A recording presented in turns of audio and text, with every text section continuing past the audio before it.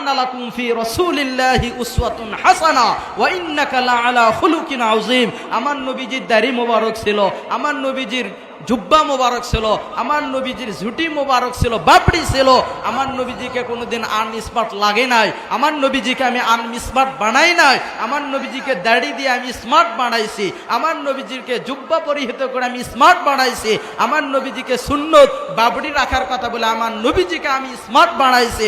যুবক, তুমি যদি আজকে বলো আনস্মার্ট লাগে, তাহলে তুমি নবীজিকে আনস্মার্ট বললা। নবীজিকে আনস্মার্ট বলার কারণে তোমার কি ঈমান আছে?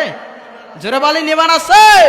আমি ফতুয়া দিয়ে গেলাম, যে মিয়া আপনাকে বলবে দাড়ি রাখলে আমি পছন্দ করি না, তোমার সঙ্গে বিবাহ বসবো না, ওকে বলবা তোর 3 তালাক।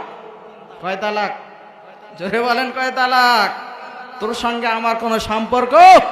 আরে ভাই, যে মেয়ে দাড়ি পছন্দ করে না, শরীয়তের একটা ওয়াজিব বিধান। কি বিধান? দাড়ি রাখা কি সুন্নত, ওয়াজিব। এই দাড়িকে যে অস্বীকার করে তার মানে তো সে দিনদার না, সে কি না?